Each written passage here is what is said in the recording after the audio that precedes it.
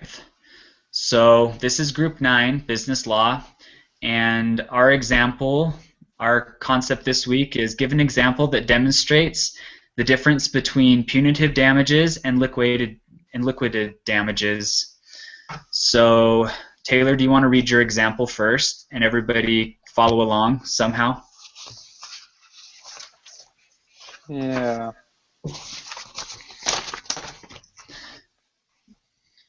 Okay, you might want to skip me. I can't find mine. I don't know where it went. I just had it. Okay. First of all, did everybody either print everybody's examples off, or do you have them in another browser? I have them in another browser. Want to pull those up? Yeah, pull those up because someone's gonna read their example, and then we're gonna follow along. Hopefully it will work that way. Okay, I found it. Did you find it? Yeah. All right, so we'll turn the time over to you for a sec. Sweet. All right, so my question is, John entered into a contract with Bessie. John was asking Bessie to build a safe and secure deck. Bessie agreed to the contract and started to build the deck.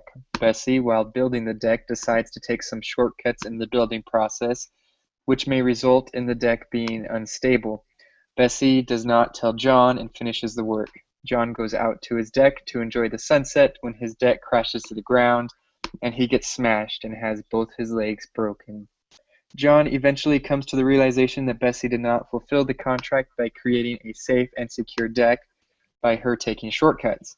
John takes her to court and the court makes Bessie pay for the cost to rebuild the deck, John's injuries, and some extra money as a punishment to Bessie's breach of contract. What type of damages would Bessie be charged with? A. Punitive damages. B. Compensatory damages. So on and so forth. Awesome. That's really cool. It's way cool. Yeah, it is. Let's see. Hey, David, what is your understanding of the difference between punitive damages and liquidated damages? So my understanding is liquidated damages are basically kind of like penalties that are built into a contract, whereas punitive damages are something that are assessed when there's been I'm trying to think of how to phrase it. Like when the offending party has done something like bad, like fraud or like negligence or something like that. Yeah, that's perfect. That is a good good explanation. So I like your example, Taylor. What do you guys think about this? Do you feel like this example meets what we were supposed to come up with? Yeah. The only thing that there's just like one thing that I wasn't really sure about the phrasing on.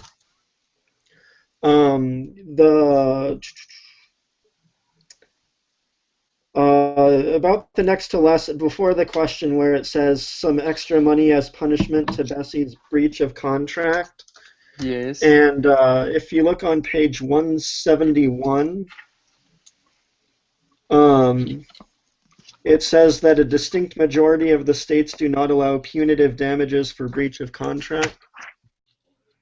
So maybe just like a slight rewording of that sentence.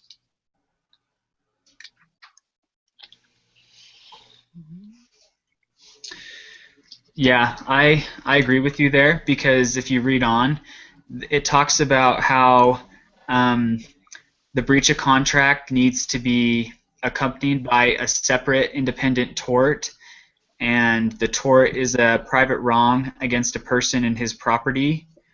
So basically, was Bessie did Bessie know that she couldn't build this deck to John's standards? Did she like go about not building the deck correctly? Like, Yeah. was that her intention? Yeah, that's kind of what I was going for. Like because you have codes you have to build something by. Like, so she didn't build it to code. So that's what I was just going for. Okay. We might need to just put another sentence in that if we choose this example, just basically explaining, kind of just like explaining the tort that she committed. Mm-hmm. It was kind of her negligence that caused this. Okay. Yeah, Just I think kind that of would be good basically to like add. she knew that she wasn't building up to code, but she completed the project anyway, Yeah. or something. Okay, I'll make a note of that. Oh, and Taylor, are you gonna do the write-up this week? I sure am. Awesome. So, so yeah, just kind of like what I told David last week with the write-up.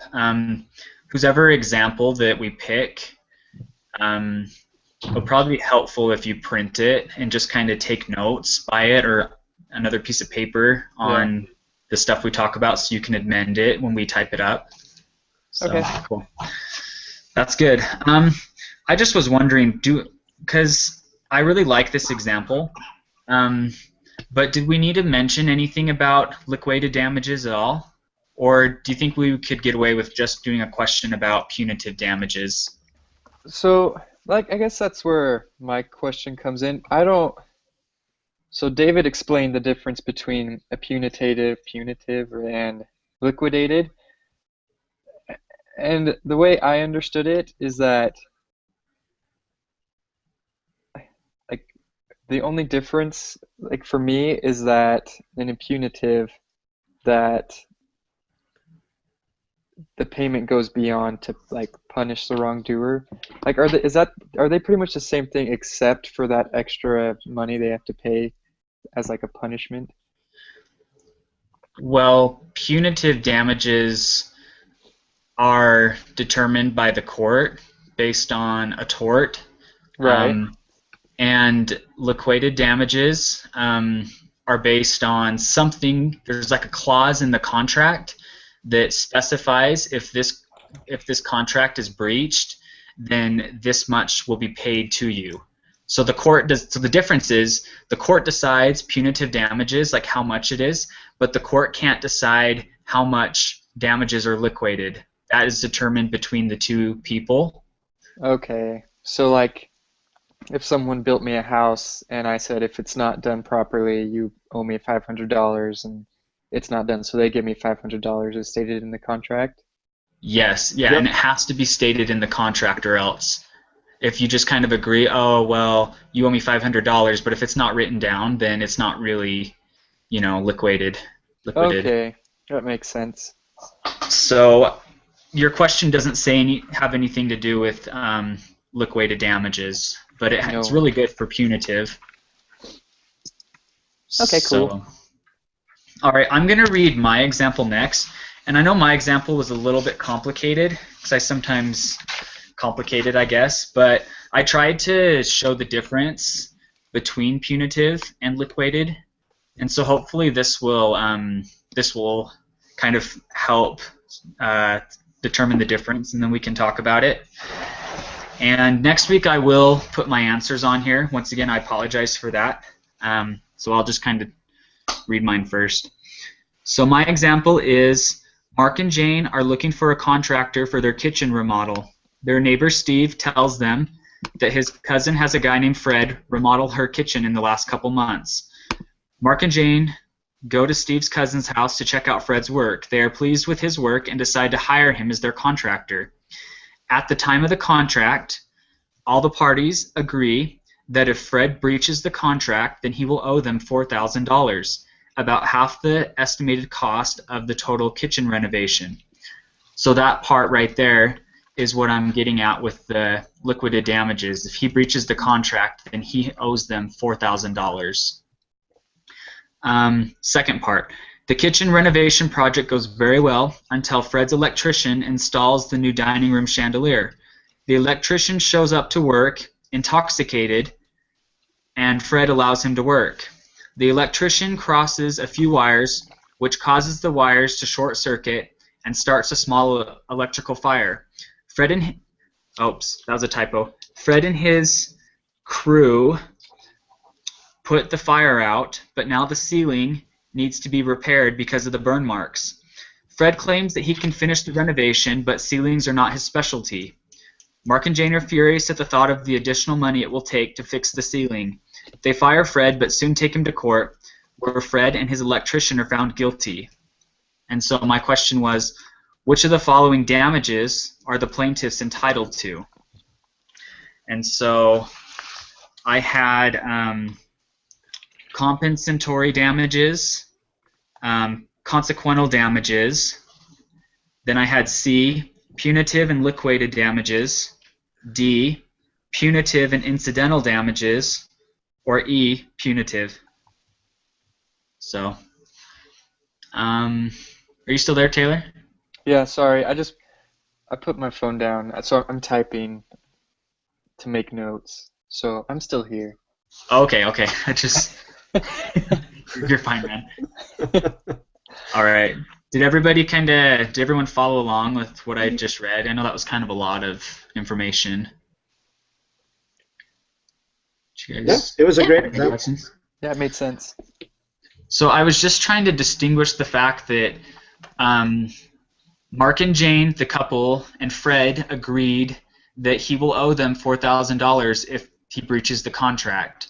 And then the incident happened where the electrician and Fred, well, I don't know, I guess it was more negligence on Fred's part, but his electrician committed a tort because he came to work drunk, and then he was the reason why there was the electrical fire.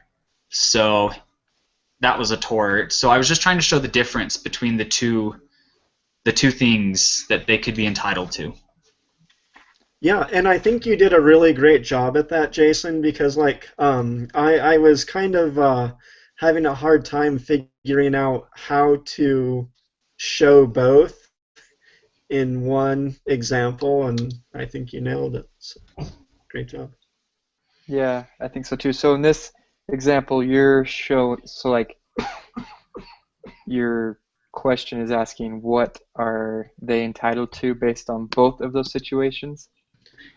Yeah, basically. Okay, And cool. so it's gonna. So I know I should have sent my answers because this is kind of difficult that you don't have them in front of you. But basically, I just said compensatory because he breached the contract and caused measurable damages. B, consequential.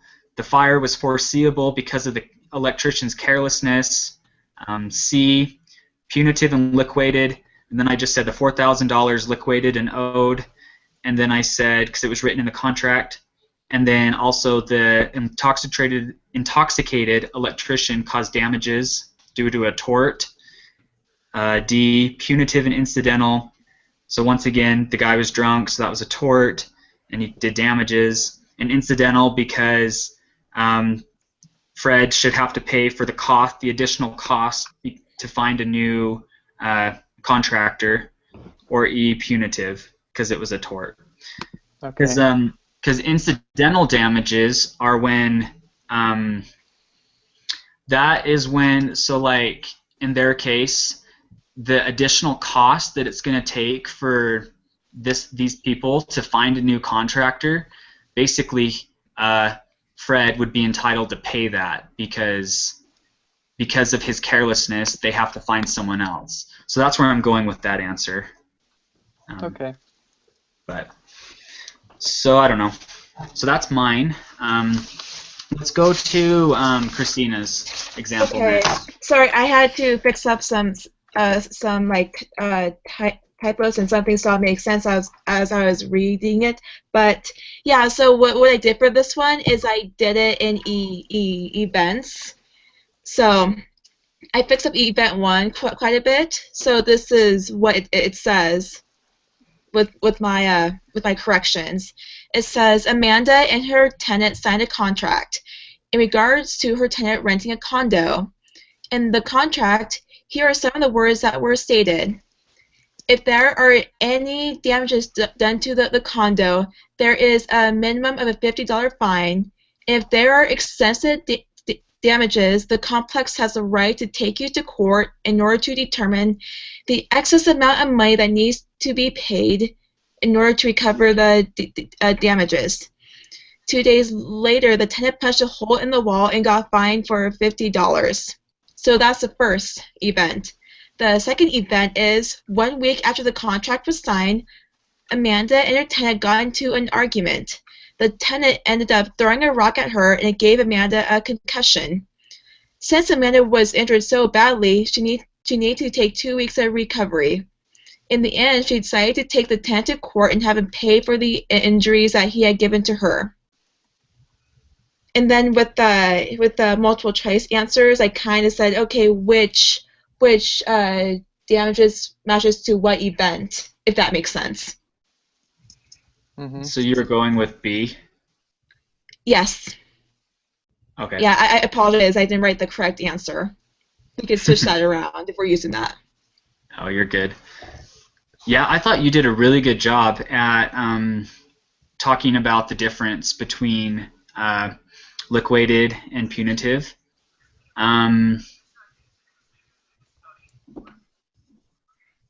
What do you... okay, so what is this up here?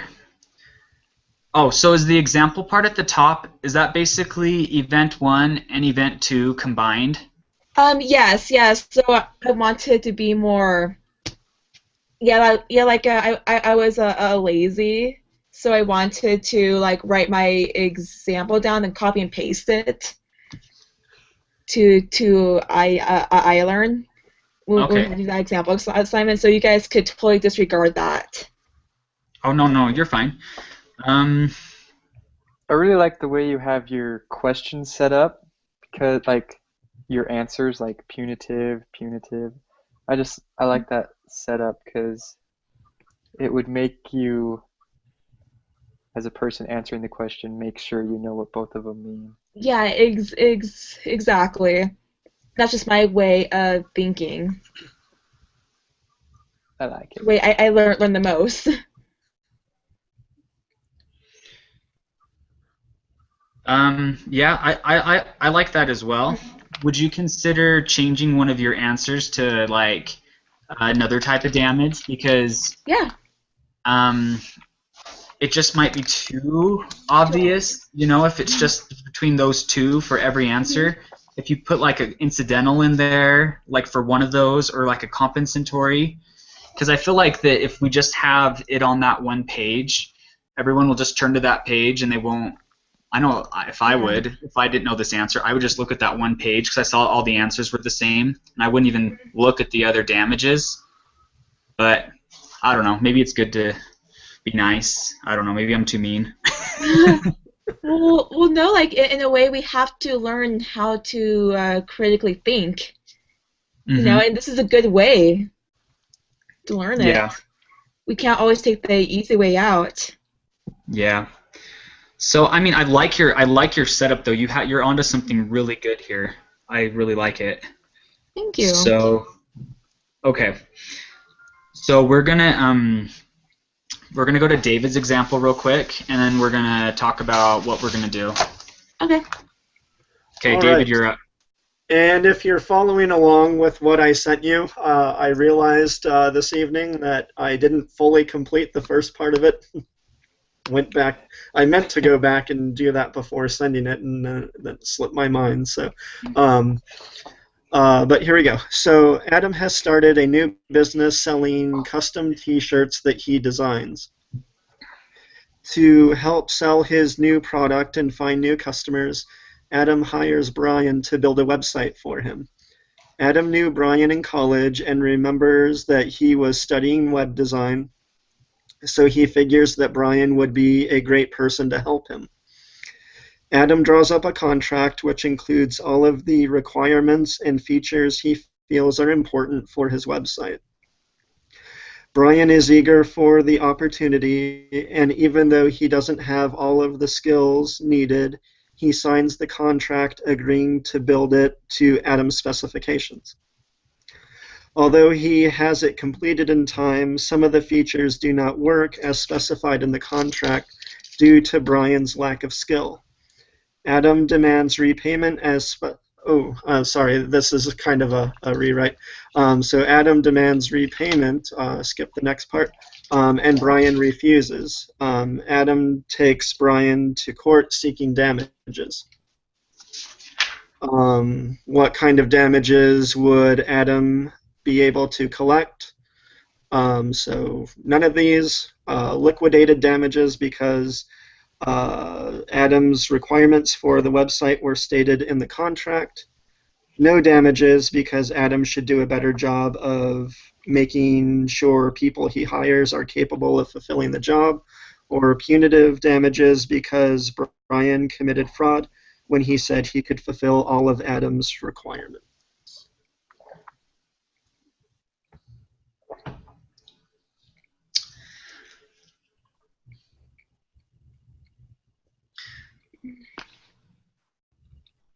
You guys waiting for me to answer first?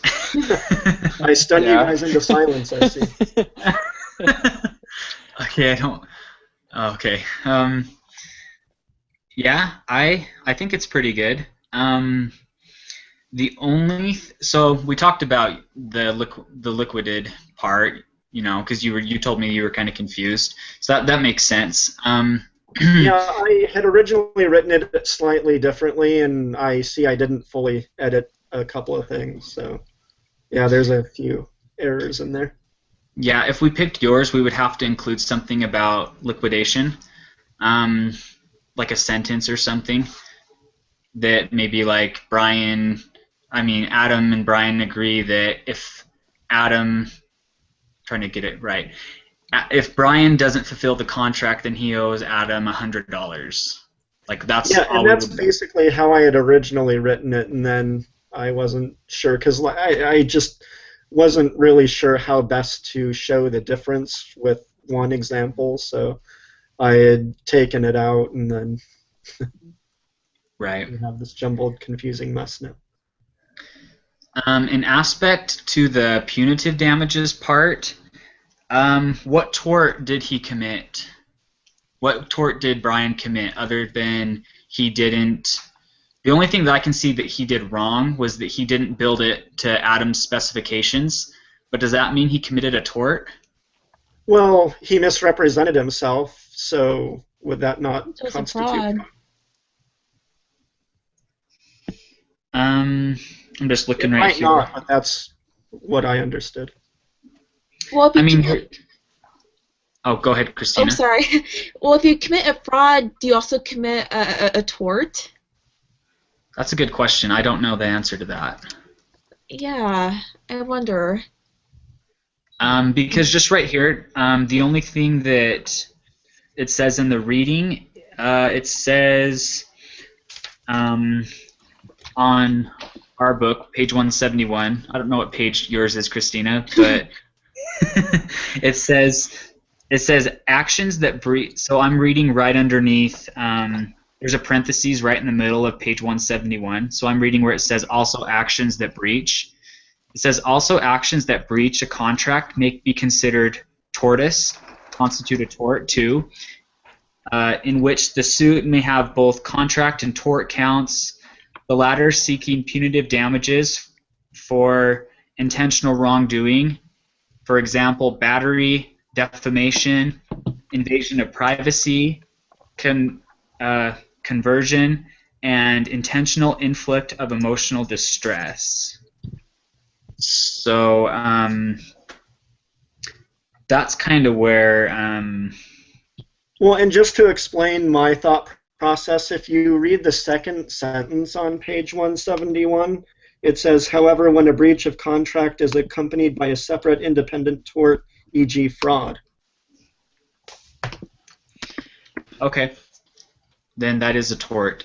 So that answers our question. But we probably just would need to add something in here that would just talk about how he, that Brian, like, was up for the challenge, but well, I guess you did say he doesn't have all the skills, but I think we just would need to reword that to make it seem like he was intending to be fraudulent, but Adam didn't know.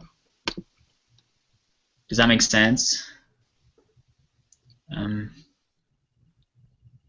I just think that we just would need to make it more clear that he was committing fraud, because it's kind of vague. Yeah, I agree with you. I think it needs to be more specific. So, anyway, no, but it's really good. It's good content, and I really like like what it's trying to say. But it just needs to, because like in the question, we can say that he was being fraudulent, because like when fraud happens, the person that's committing it. Well, I guess it depends. I mean, a lot of the time when someone commits fraud, they know they're doing fraud, unless it's like, oh, well, I didn't know, but then that's not a tort. I don't think. Because there was on the study guide, it talked about there was fraudulent misrepresentation or innocent misrepresentation. And I'm trying to see what it said, but innocent misrepresentation, those contracts are void because they didn't have the intent to deceive. So did he have the intent to deceive? Well, I mean, I did say that, he knew he didn't have all the skills to do it, but he wanted the contract. I mean, I guess I didn't explicitly state it quite like that, but yeah, maybe it's a little too much of an implication rather than a direct statement. Okay. All right. So I kind of think we should do Christina's example. What do you guys think? I think that's a great idea. Okay. I do have to fix some things, so I will send that to you, Taylor, once I'm done, because there's some things I did not include that were necessary. So. All right. Yeah, Christina, as long as you basically send what you told us, and I wrote down a couple notes as you were reading it. If you send Taylor what you read to us, like about the $50 fine and stuff like that, I think would be good. Okay, and I'll make it more complex by saying by concluding like compensationary damages or other kind of damages besides liquidated and punitive. Oh, well, we can actually talk about that as a group since this is our question. Mm-hmm. But yeah. You need to also say that the $50 fine was written in the contract. That's a key. Mm-hmm. Okay.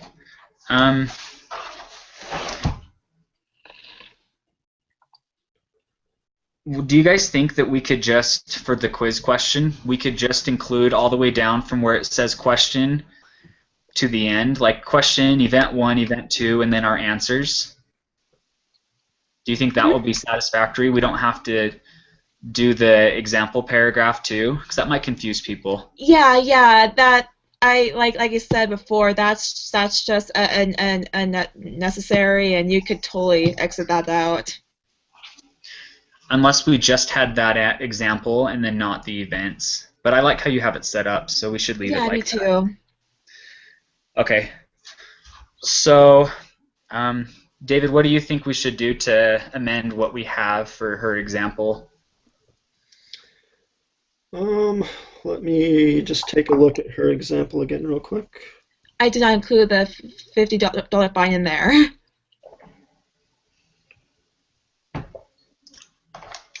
The $50 fine is for event 1? Yes. Okay, yeah, so just that being added.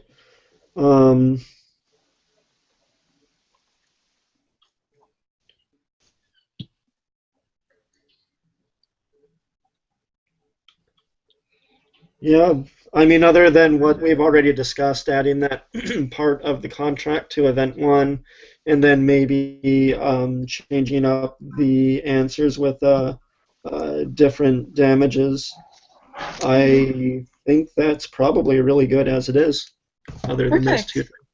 Awesome. So I have a question. So in event 2, the answer is that it's a punitive damage? Yes. That's So correct.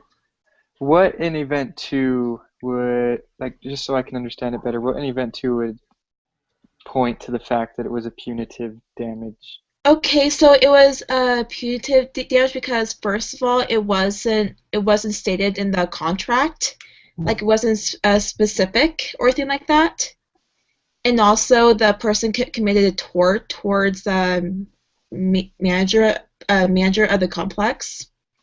Okay.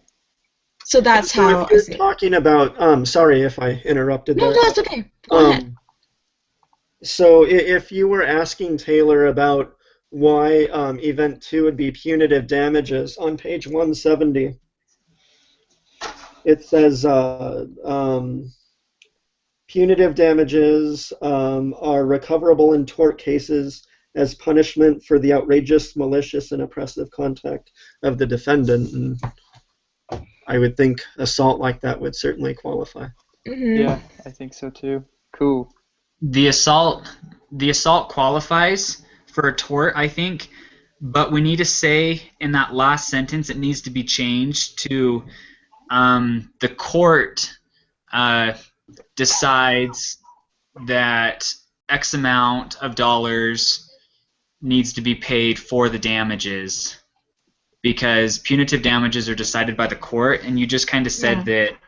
that she takes him to court to have them pay for the injuries. She doesn't really decide the punitive damages. It's the True. court. So that's the only thing that would need to be changed. You would need to, or Taylor, or whoever's writing this, needs to say that in the end she took him to court, and the court decided that he needed to pay her. I don't know. So she has a concussion. Like, does she? How much do you think we could put on a concussion? Let's see. Well, we have to think of the cost of Like an X-ray? doctor bill, like maybe like 5,000, 2,000. I don't know. Does that sound reasonable to you guys? 5,000 sounds great. Okay. That's what I wrote down. $5,000 for throwing a rock? Man, you had to go get an That sounds- MRI? That would cost you a fortune. Okay, we need to also say that there's like medical bills or something. Yes, I consider because- the MRIs and ER visits. Because grade school kids throw rocks at each other all the time, and they don't have to pay $5,000. Oh gosh. Yeah, we need to also say in that last sentence that the court decides that she owes him $5,000. Oh, sorry, it's two ladies. Is it? I don't even know. No, it's a guy. I'll change Okay. that too. Okay, we need to decide on the gender of the manager. Okay, so he owes her $5,000 because of substantial medical bills. That's like what we have to say, period. We're moving on. Okay. Well, I don't know if we could just say that though, because I think like this is kind of like maybe I'm misunderstanding punitive damages, but aren't they kind of like over and above? So like it would be medical costs plus X amount in punitive. Medical. Like would you not have actual damages and then punitive? I don't know. It's a question. Yeah, something to consider. Oh, so are you saying that punitive damages are basically the extra amount? That's how Past I the medical understood them, bills? but I could be mistaken. Well, we don't even, or what we could do, just because we don't know for sure, we can just say that the court decided this much. Okay, sure, and not we don't- specify what for.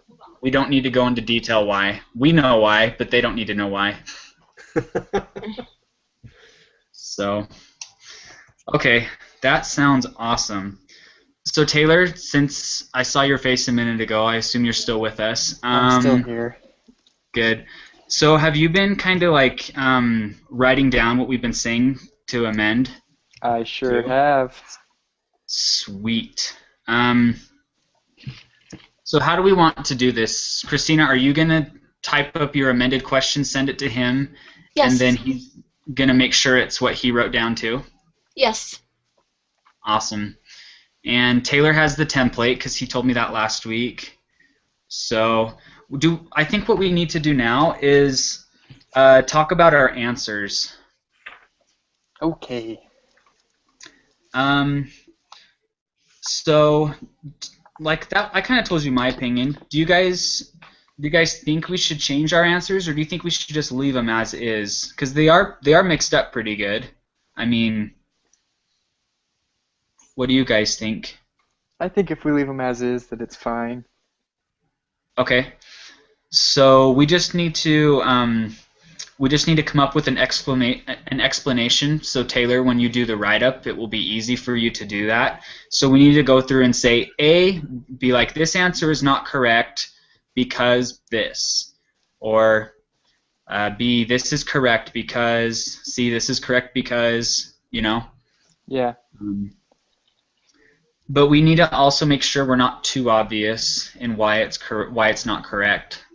Like, we don't want to be totally ruthless here, but I don't want to be like, well, it's not correct because Punitive was only half the cost or something, because that would be too obvious.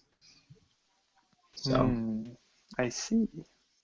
yeah, that's kind of why I was like, oh, if we change some of the answers to other concepts, it would be a little bit harder to say why it's not correct. But that's all right. We can work with this.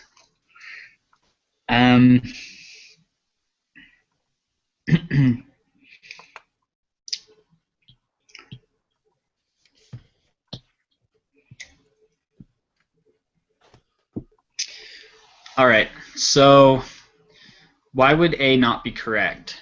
What could we say? A. Let me pull mine up really quick. I think because with the first event, like of course, like event 2 is correct, but with the punitive damage, there's no contract involved. I mean, I'm sorry, there is a contract involved, and it's up to the managers to see what damages are determined. It's not the court's decision. Yeah. Yeah, we could say so A is not correct because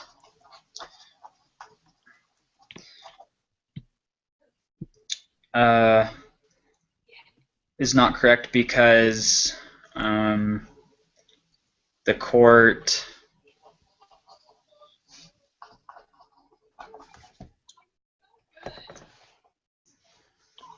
the court can't decide. I don't know. I'm kind of struggling here. Help So me this is out. what I Or wrote the down. court is not involved. Okay. So I wrote down this is not correct because event 1 involves a contract and the fine is located within the contract between the two parties. Is that not right? That's right. Yeah, I think that sounds great. Whew. Yeah, Sweet. that's good. You got That's it. great. And so we could say for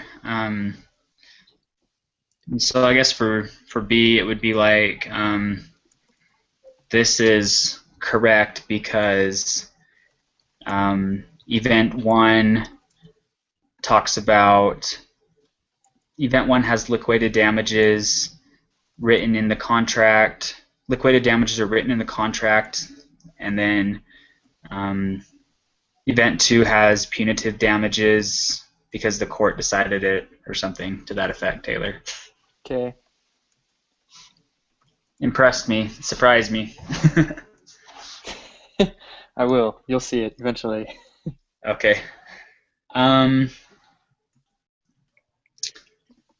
What do you guys think we could say for C? Why C wasn't correct?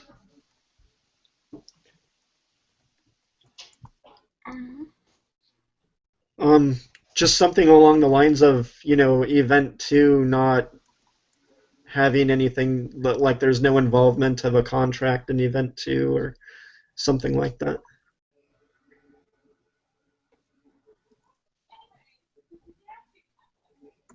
Yeah, we have to say that event 2 didn't have any, the contract didn't have any specific fee, or not fee, what's the word, fine? Yeah. Fine for breaching. So if you commit a tort, can you be charged liquidated damages? Like, so if I were to say there is no contract specified for event 2 and involves a tort, and event 2 involves a tort, that wouldn't be same for liquidated, would it? Do you understand my question?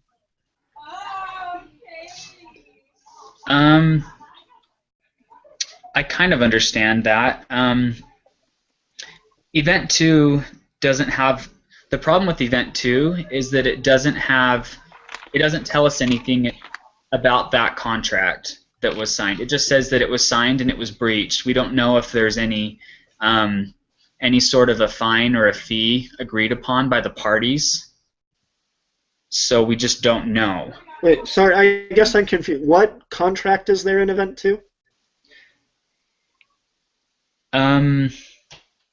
It's just a reference to event 1. Like, it's just saying that 1 week after the contract was signed. But I'm not understanding the relevance of there is no contract in event 2. I'm not following this. I'm kind of lost here. Well, I guess instead of saying 1 week after the contract was signed, could I say like 1 day?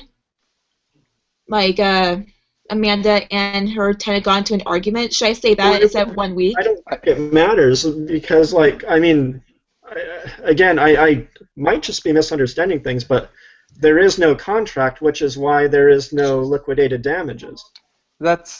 Yeah, I see what you're saying. So, because regardless of when the contract was signed, it doesn't matter because there's nothing that happens in event 2 that could relate to a contract. Yeah, exactly. So, unless in the contract it said the tenant will not throw rocks at you. I don't know. Okay. All that we need to do to fix that for event 2 is that sorry, someone has a noisy background. Sorry, those are my roommates. I'll close the door all the way. Hold on. Okay. So all that we need to do for event 2 is just put some of event 1 in event 2. You just need to say that Amanda and her tenant signed a contract to rent the condo. The contract is for basically, like, if Amanda doesn't pay her rent, then she will, I don't know, go to court. And then just kind of say that Amanda didn't like a certain clause in the contract and got in a fight with her tenant about it, or her tenant got in a fight with her about it and then threw the rock. Does that make sense? I guess Wait, not. can you say that again, please? I wasn't following. Dead silence. I just was saying that we need to put some of event 1 in event 2, saying that a contract was signed. Later she read the contract and didn't like what something said in it and demanded that it should be changed, but the landlord said no, and then she threw the rock. Okay. I like that. So basically they signed a contract for this condo, but we're not saying any sort of It's damage. stated. Yeah, we're just saying that she didn't like something in the contract, and that was the reason behind why she committed the tort. It just kind of gives it more explanation. Okay. What do you think, Taylor? You're the one writing this question. Sure, works with me. Okay. And the only issue that I have with answer D is that it's answer B inverted, so we need to change that now. Okay. Because it can't. The correct answer can't be liquidated then punitive, and then another answer be punitive and liquidated. Sister Hurley will get a bunch of nasty emails because it's the same thing. So I think that we should say we could leave punitive, and then put consequential.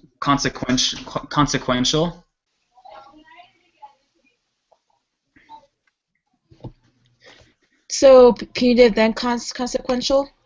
Yep. Okay. I spelled it right the first time. Sweet. Ooh. And so, let's see.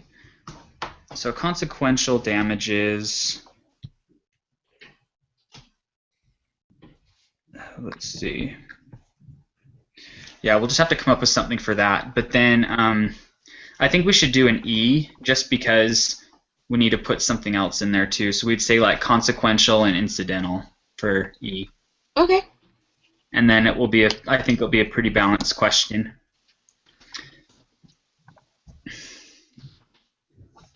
Okay, so for why answer D is not correct, even though it has punitive damages in there, the reason why it's not consequential is because consequential damages are examined under the certainty and foreseeability tests. So basically, it wouldn't make sense because Amanda didn't know that it was not foreseeable that the tenant, whatever her name is, we don't even like her because we don't give her a name, she throws this rock. That's not foreseeable. That's why that answer's wrong. But that's not foreseeable. That's why it's not consequential. I think. I could be wrong. Mm-hmm. Sounds good to me. Okay. What do you think, David? Do you think that sounds okay? Yep, that's my understanding of it, definitely. Okay, and so Taylor, for answer E, put part of the consequential damages for that, like there's no consequential damages. And then also say incidental. We need to say that incidental damages occur when there are, I don't know, incidental damages are when the defendant does something to the plaintiff, cause damages, and then the plaintiff has to find somebody. Like my example with the contractor, an incidental would be that the contractor that breached the contract would have to pay the additional cost of finding someone else to finish the job. That's incidental. So basically, in our example, there are no incidental damages because there was no, I don't know, there was no additional, basically there was no like additional cost incurred to do something else. Okay. She wasn't, the tenant, not the tenant, the landlord wasn't looking to find someone else to live in the apartment. Basically, incidental damage, if that would have been the correct answer, the tenant would have had to have found someone else to live there or something. The cost of advertising and whatever. So, okay, that sounds good to me. Okay. Okay, Taylor, do you have enough info? I hope we didn't confuse you too bad with all that. Oh no, I'm good. And if it's wrong, I guess you guys can email me all the things I did wrong. Yeah. So, how about we each? So you're gonna send us the email later tonight, and then we can all just like put our feedback on it before you submit it. Okay. And once you've gotten all of our feedback, you can change whatever you need to, and then you can submit it on iLearn. All right. I don't want you to submit it and then we decide we want to change something. Okay. I'll wait. Cool. But don't wait too long to submit it because I don't want you to forget either. So do it by like tomorrow I night. will. I'll do it whenever you guys email me back. Okay. Okay. But don't wait too long. If we don't answer you back, email it anyway. That's what I've done a few times. Okay. Or submit it anyway. Okay. Let's move on to the study guide real quick because I know that we're like out of time, but we need to cover just something off here. Okay. Does anybody have any questions? I know I have a couple, but I'll let someone else ask one first. I did not look at it yet, so I'm going to pull that up right now. But I'm sure I have quite a few questions from the study guide. Okay. Just trying to think here. Oh, I have a question. Because have you guys watched the class meetings at all What do you mean? that Sister Hurley does every week? Because I haven't seen any. I don't go to those because it's when I work. She records the discussion and then like posts it later. Have you guys ever watched one of those? I have not No. yet. Yeah, So I usually. Oh, Sorry. what'd you say? No, you go first. Oh, I was just gonna say I usually watch them later, and I kind of supply a lot of the questions to that discussion. So yeah, that's kind of how I've been asking questions. But I feel like that I'm still gonna ask her questions, but I think that we need to go over our questions every week too, because I feel like maybe my questions could help you, or you might have questions that could help me too. Mm-hmm. Because some of these concepts are difficult. Yeah. So maybe before our meeting next week, should all of us come up with questions and we could help each other base off those questions? Like besides like preparing for our examples and like quiz questions. Should we also come up with questions from the study guide? Yeah, like I don't know. What do you guys think? like questions that you can't find in the book or something. There's a couple that are kind of hard to find in there. I've found that it's been hard to find a few of them. So okay, what was your question, Taylor? Before I forget. What is a mitigation requirement? I was actually thinking the same thing. Dang it. I do not have the answer to that. I could not figure it out. I don't know. Okay, let's see. Sister Hurley did a good job at the meeting talking about certain things. I'm just seeing if because basically I've written out everything on the study guide on a separate piece of paper, and then I took notes on the meeting that she did the other day. Huh. That's how I knew about the damages and stuff, because she spent a lot of time going over the damages. So all that I wrote down for the mitigation requirement, this is what I wrote, and then I'll explain it. Extenuating facts are situations that do not excuse a wrongful act, but that reduce overall culpability and thus considered by the court in perhaps lessening the severity of a criminal punishment, or in civil cases deciding the amount of damages due to the plaintiff. And so I know that I've looked at the case a little bit this week, and I think it focuses on this concept. And so I'm still a little bit vague on what it's talking about. But for an example in the book, it says, for example 1, the duty of a wrongfully fired employee to find comparable employment at the best salary possible. The duty of a landlord to find a new tenant to replace a tenant who broke her lease by moving before the end of the period.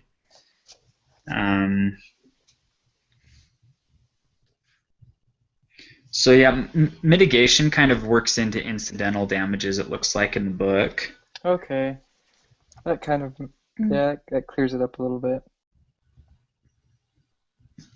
I think like my understanding, I could be wrong, but I think that it's talking about how there are situations where the court knows that what's happened is wrong, and they know it's wrong, but there's something that but they kind of lessen the punishment for some reason. It's like they say, oh, well, that was wrong. We're not saying it's not wrong, but we're going to maybe go easy on you. Yeah. It's kind of what I'm getting. What do you guys think? Well, I think there's a really good example given there. It says, suppose a tenant has a valuable piano under a leaking roof in a rented apartment. If the tenant has the opportunity to move the piano from the leaking area, failure to do so will defeat a contract case for damages to the piano against the landlord for breach of the lease provision requiring the roof to be kept in good repair. So basically, when the plaintiff could have done something to make the damages less. Okay, so pretty much what he's saying in this case is the guy who's occupying the room should have moved the piano. And Yeah, if he so went to, while they're not excusing the landlord for having a leaking roof, the guy could have moved his piano. okay, so if he took him to court, they'd be like, you could have done it, you lazy guy. Oh, okay. That makes sense. Cool. That sweet answers my question. I'm going to ask a question real quick. So, could somebody, let me look.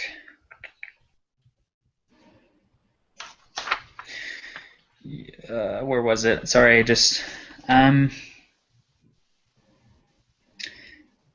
so could someone explain consideration to me?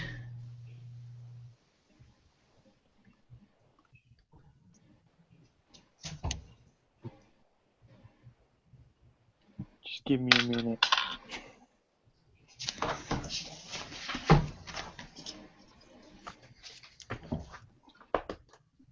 Well, did you watch her video about that? Yes, I did. Go ahead, enlighten me. Enlighten me.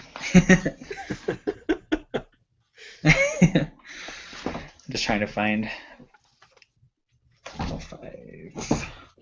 Hold on, I'm just going to turn to it real quick.